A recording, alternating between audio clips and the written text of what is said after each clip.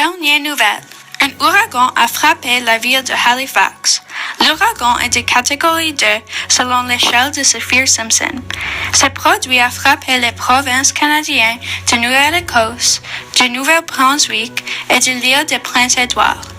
C'était un des plus catastrophiques désastres naturels de l'histoire du Canada.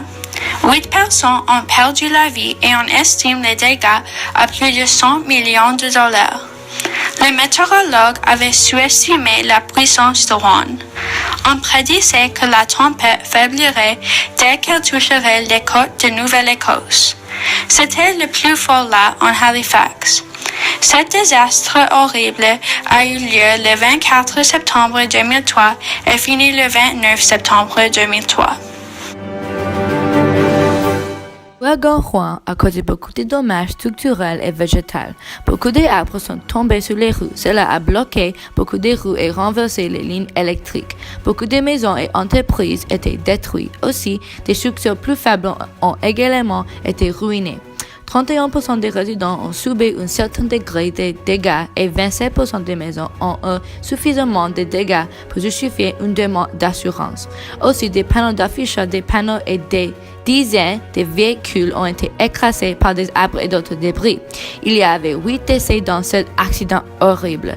Cet ouragan coûtait au Canada 300 millions de dollars pour tous les dommages. L'ouragan Juan a affecté nous beaucoup. Il a détruit les villes de Halifax. Cet ouragan a éliminé la puissance de plus de 100 millions de personnes en Nouvelle-Écosse pendant des jours. Le fureur de Juan était évident dans le parc Point Pleasant. Tout ce qui était là a été totalement effacé de l'orage. Après cet ouragan, tout le monde a été choqué par ce qui s'est passé. Ils ont essayé de corriger ce qui s'est passé. Mais qu'est-ce qu'ils pourraient faire après un ouragan si grand? Après 2 ans, ils ont décidé de reconstruire le magnifique parc de Point Pleasant. Mais ils l'ont amélioré. Ils ont également planté plus de 100 millions de grains pour un nouveau départ d'arbres. Merci pour écouter.